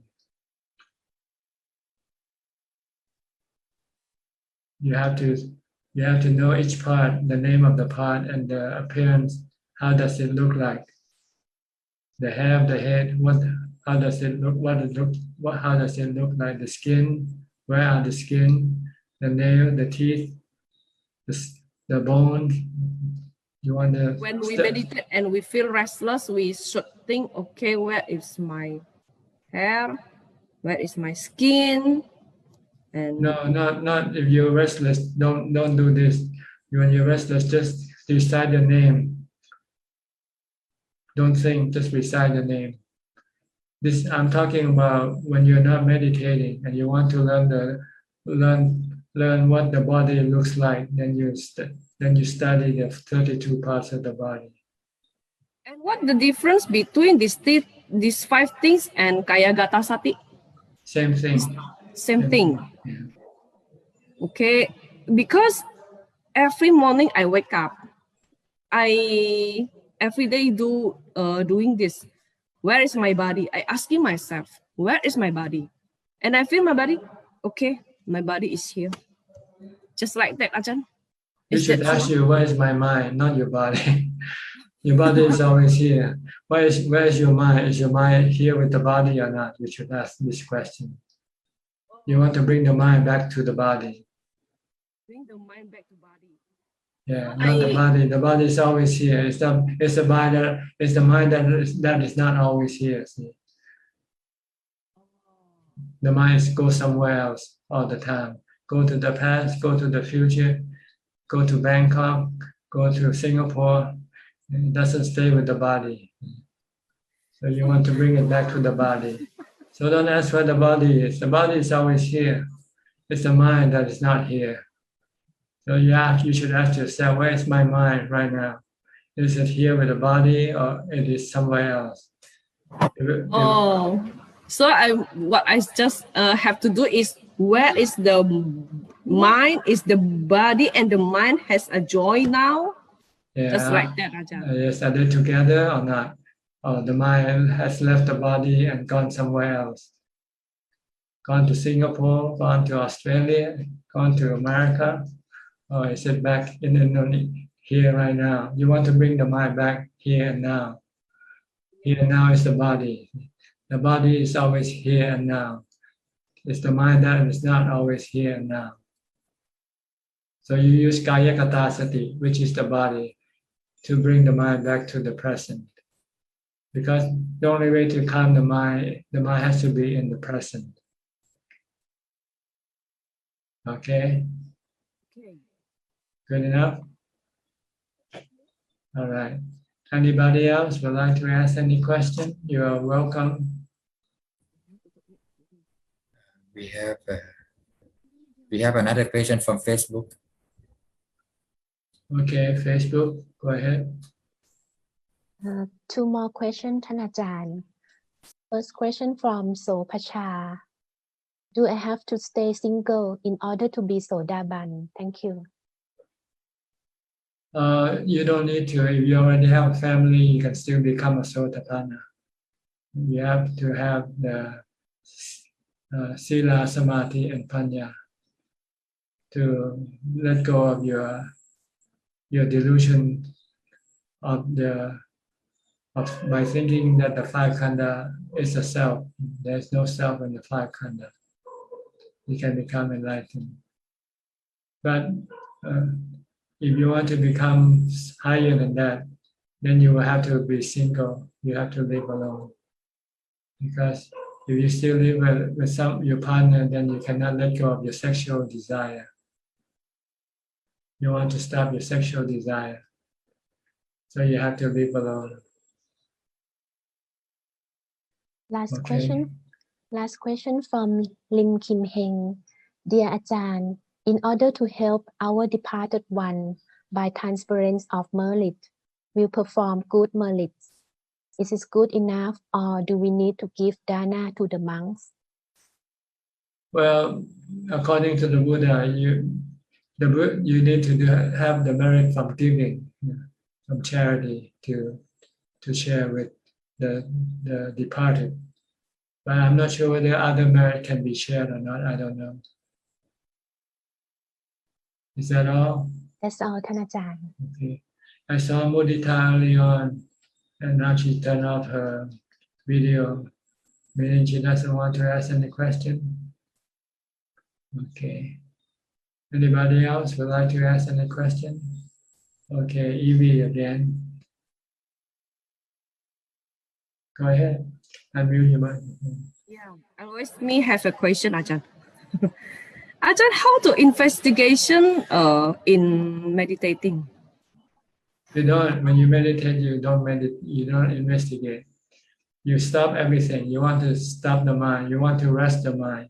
So when you meditate, you don't do anything except focusing on your breath or reciting the mantra to get the mind to jhana. It's only after you come out of jhana, come out of meditation, then you can then investigate the 32 parts of the body. How to do investigate, Ajahn? How to do?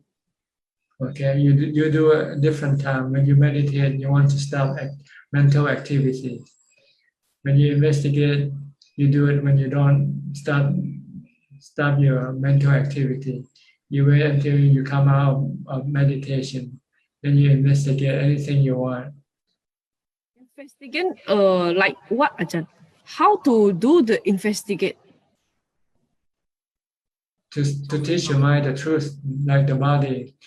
You have to see the body as an anicca, okay, changing all the time and not permanent. Eventually, the body will die.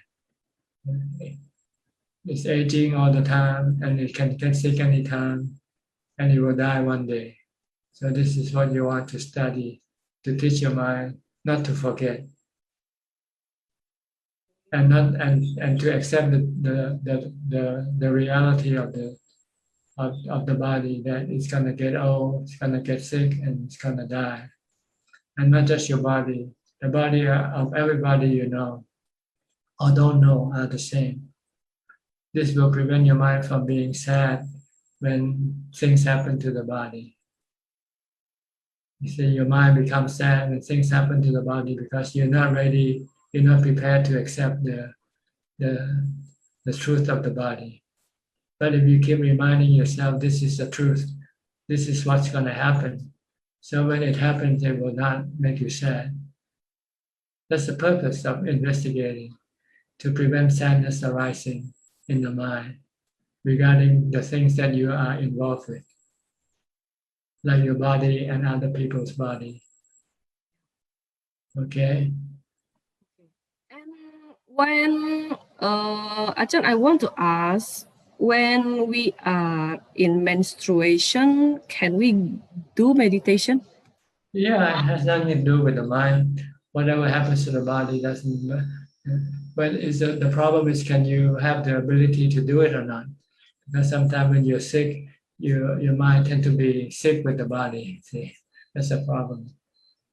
But if you can separate the mind from the body, let the body be sick, but the mind isn't sick with the body, and the mind can do anything like as if the body is well. Because our tradition is say, hey, when you are menstruation, that is stink. That's wrong view. That's wrong view. There's nothing dirty. We only make it dirty because we say it's dirty.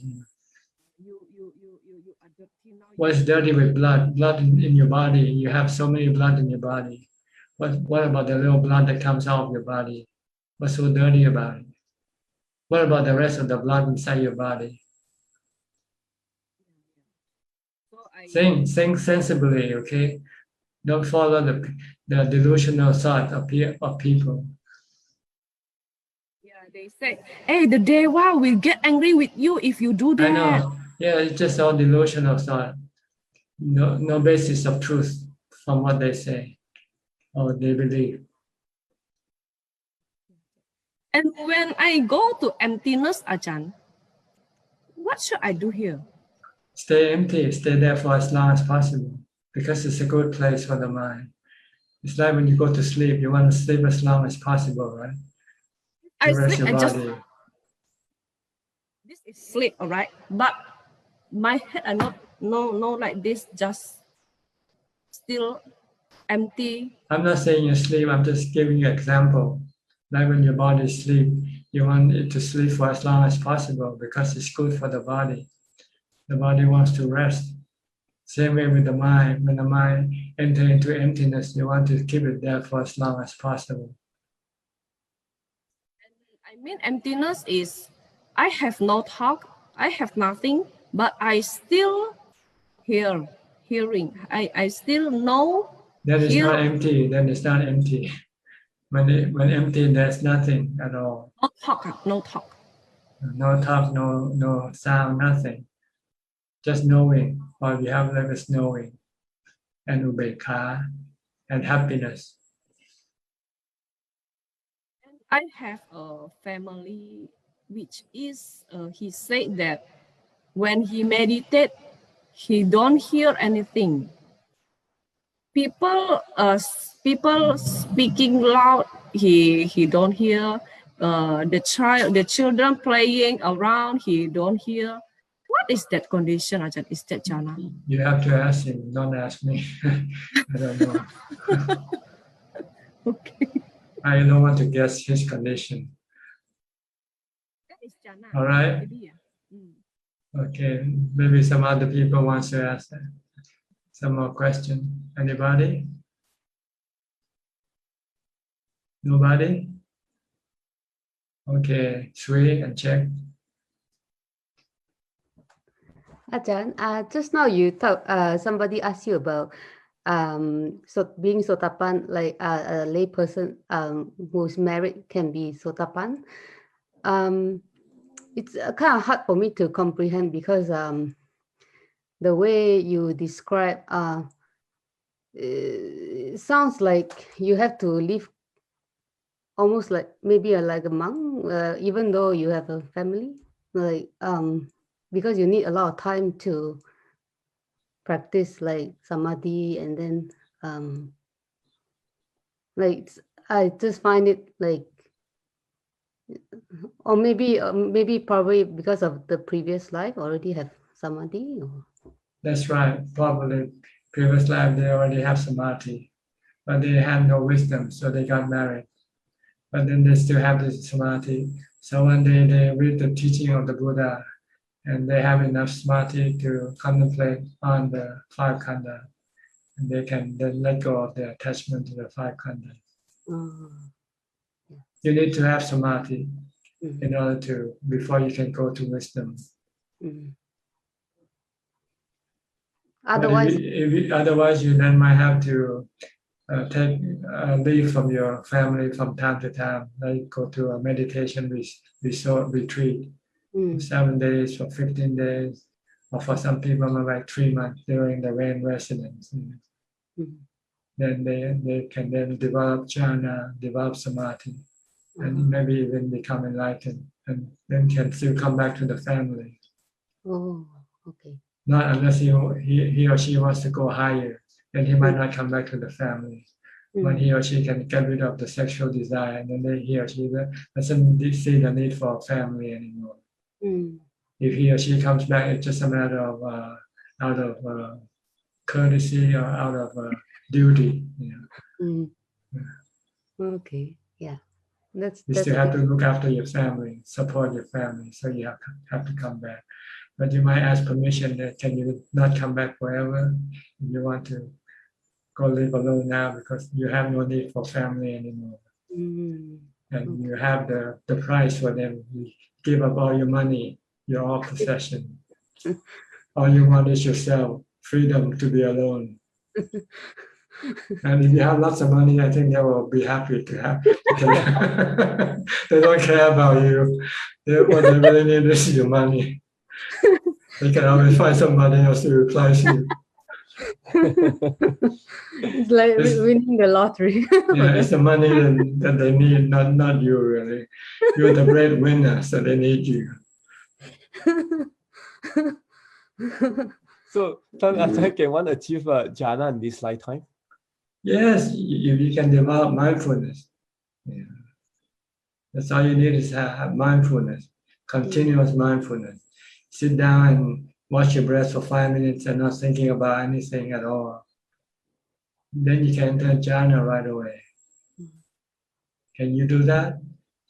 Just be focus on one thing, your breath or mantra for 5 minutes, and not straying to other objects, to other things. You might not be able to do it for 15 seconds. Yeah. That's just for a few breaths. It's so simple, but it's so hard, right? Right. Because you're not used to training your mind to be to be concentrated. Your mind is likes to go scattered to different things. Multitasking. That's the defilement signature. It's multitasking. Want to do many things at the same time. Cravings. Want to achieve a lot at the same time. Yeah. In worldly terms, you make more money, but in mental terms, you go crazy. Your mind go restless, agitated.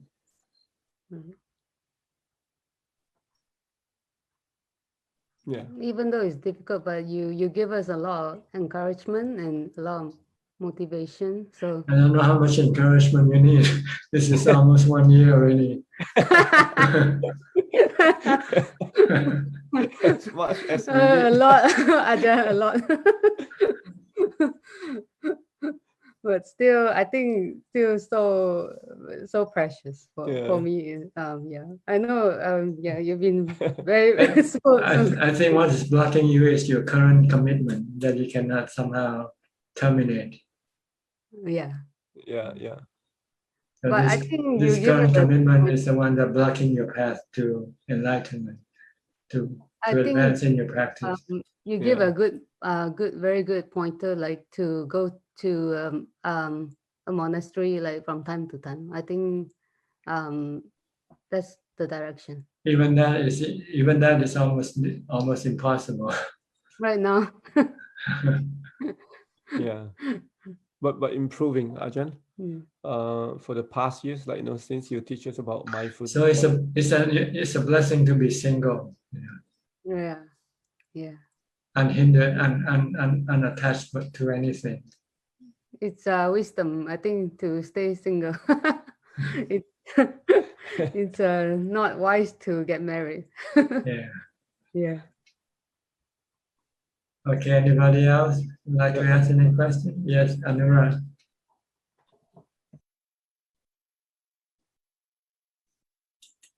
Okay.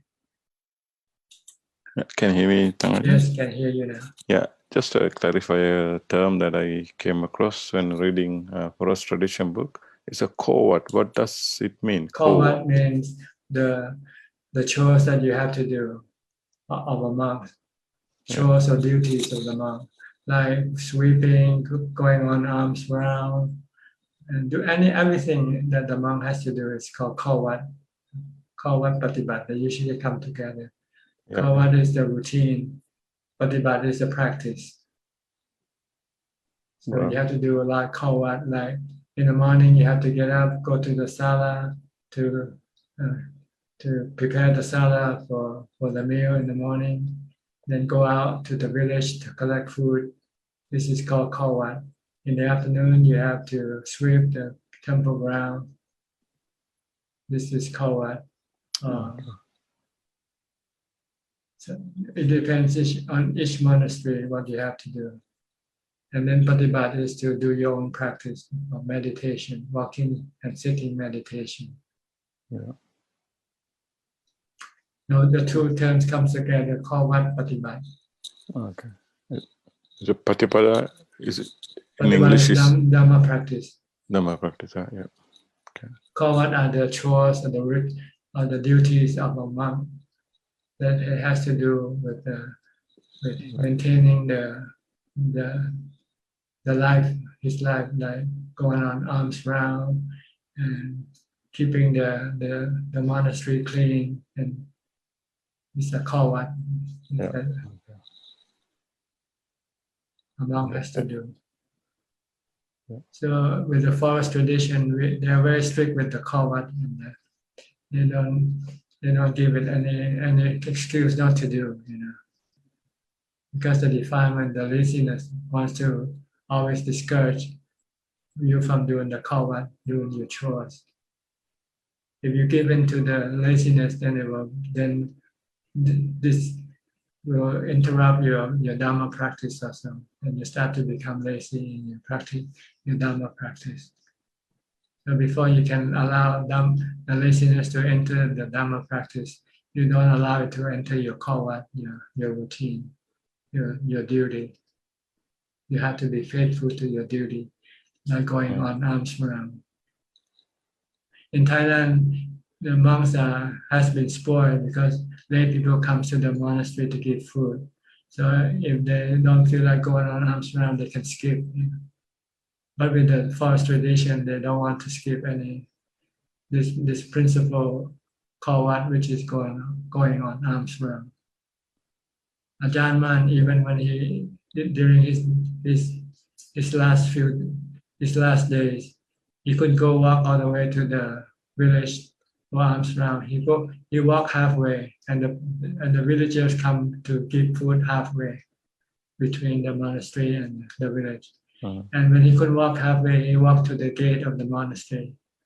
And when he could walk to the gate of the monastery, he walked on the sala to receive alms on the sala. Until he no longer can walk, then he has to stop. Yeah. Okay. Okay. Thank you. This is Thank to you. prevent laziness. Yeah. Laziness is a very dangerous thing for the mind. Because when you start become lazy, then you start to become lazy with this and that, and eventually you don't want to meditate. You don't want to do anything. You only want to eat and sleep. Yeah. And then your defilement will destroy you. Yeah. Okay. Okay. Thank you. Thank you, Ajahn. Okay. Anybody else? Evie again. I know we can talk to Evie all night. Okay. Because I am still stupid, Ajahn, so I have much question. Not curious? More than stupid? Okay, go ahead. When I meditate, Ajahn, my breath slowly disappears and gets smoother and disappear. I have no grip when I have no breath. I seek breath again, and I often experience this, and I start to knowing, I don't know what to do. So I just looking for the breath again. You should not look for breath, just leave it alone. You just know that it disappears and just watch emptiness instead. It's like when you're watching television, when the image on the screen disappears, just watch the screen. Okay, just watch the emptiness. If I no have something to grip, I afraid I will fall to sleep, Ajahn. Don't be afraid. If you have mindfulness, you won't go to sleep. I must do reciting if I know have breath again. Reciting you should do, because the mind is almost ready to enter into jhana. When you start to recite, you might disturb this process. Just keep watching. Just keep watching. No breath. Also, it's Yeah, okay. It's okay. Just know there's no breath. So just keep watch no breath. Keep watch the place where you used to watch, at the tip of your nose. Because I afraid no breath will die, Ajahn. No. You won't die. Nobody die from practicing meditation. People die from automobile accident, from drinking, but not from meditation. Don't afraid. And I'm mopping the floor. What should my mind do? Just Because watching the flow, what you're doing. I try to just mindful what I'm doing, but subconsciously thought have come and make me think without realizing it. I am like a fool. Don't pay attention to it. Don't pay attention. Just pay attention to your mopping. I deceive because the mind comes so easily. Your voice disappearing. You have to. Cannot hear you. Can you hear me again, Ajahn? Yeah. Cannot. Very soft, too soft. I don't know why. Can you hear me, Ajahn? Okay, we're back now. And when the thought is coming when I'm mopping, so I must realize, okay, you come and I must erase it. Don't erase, don't do anything. Just keep watching your mopping. Just keep watch what you do. Don't have to deal with anything. Just watch. Stay focused on what you do. Then everything will disappear by themselves. If you pay attention to them, they'll keep continuing talking to you.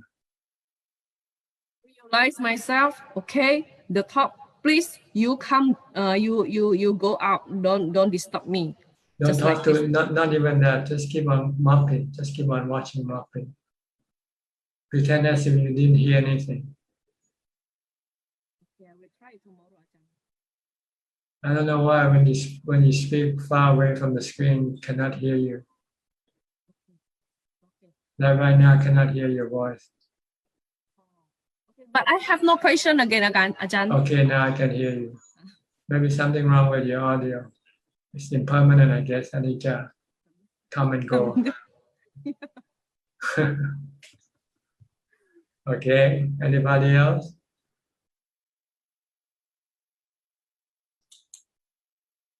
Nobody? Kunla, Facebook. Go ahead, Kunla. Yes, Kevin, he has already asked the question that mentioned that he do the meditation by focusing on his internal sound, and he give us more about the internal sound. And he said the sound tick back at his eardrum comes continuously throughout the meditation, around 1 to 2 hours, and he can also hear it during his walking meditation. Walking my left leg, it sound tick, and walking right leg, it sound back, and it's go on continuously. And he wants you to give his advice. I don't know. Basically, I would say just ignore the internal sound and just focus on your meditation object. Whether if you're walking, just focus on your steps or recite the mantra. When you sit, just watch your breath or recite the mantra. Don't pay attention to the sound, because I think the sound is equivalent to your thoughts. It's produced by your mind. That's all,ท่านอาจารย์ Okay. Vince? Okay, Vince first. Hi, Ajahn. I think today I have a new understanding of 5 hindrances. And seems like... Excuse me. Okay. I have a new understanding of 5 hindrances through your narration about Ajahn. That is in fact, I thought that 5 hindrances you can eradicate once and all for all, but it doesn't seem so. But since you are narrating Ajahn Man's one, that means there are different intensity of the 5 hindrances. And what are we be able to know how much we need to go to eradicate this maybe the 5 hindrances? Is there different intensity? No, as far as the Ajahn Man is concerned, he has no hindrances. He only did it as an example for monks who still have hindrances, who still have laziness. Or for us, then how do we understand hindrances more? That's what I'm asking. Try to do your job. If you're not doing your job, then you're being disturbed. You've been overwhelmed by your defilements. So that means if our path towards enlightenment is always surface around these 5 hindrances? Well, when you reach the wisdom level, then you switch from the 5 hindrances to the 10 fetters as the object of your hindrances. Seems like 5 hindrances is the first step to This eradicate. is when you develop jhana. The 5 hindrances is the one that block your advance to jhana. But once you have jhana, then you have the 10 fetters to block you to gain enlightenment. Okay. Maybe I study that more. There's 2 levels. The first level, the 5 hindrances is blocking your progress towards jhana or samadhi. Right. Once you have overcome the 5 hindrances, then you want to advance toward enlightenment, then you have the 10 fetters as the hindrance that prevent you from becoming enlightened. Yeah, I get very interested in this. Thank you. Okay. I think Siddhartha just raised his hand before, right? Yes, I would like to make my understanding certain, following up your last instruction to Evie. When we are trying to develop mindfulness and then the thought arises, so we just ignore it instead of trying to erase it by using mantra. Is that correct? No, you use mantra. You stick with your mindfulness object. You need to have something. I see. If you use mantra, you just keep on reciting the mantra and not pay attention to your thoughts. I see. does our intention to kill the thoughts, or just do it basically and ignoring the thoughts? Ignoring the thought arise because you're not mindful. As soon as you become mindful, then the thought will disappear. So basically, we stay with our mantra and then let the thought ceases by itself. Yes. The stronger your mindfulness, then the thought will disappear. And when we do the sitting, do we also do it like that? Just sitting or standing or in any position. If you use mantra, you just keep focusing on your mantra and ignore everything else. Okay. So we are not trying to suppress anything, just, we ignore. Just try to develop mindfulness. Try to stay concentrated, and everything will disappear by themselves. All right. Okay. Thank you very much, Tanajan. Okay. All right. Anybody else? Evie, again, one last question for you. Okay. You're keeping prolonging this meeting. I'm just about to finish, and you've got another question. So I'll give you the one last question for tonight. Okay. Can you unmute your microphone? Okay.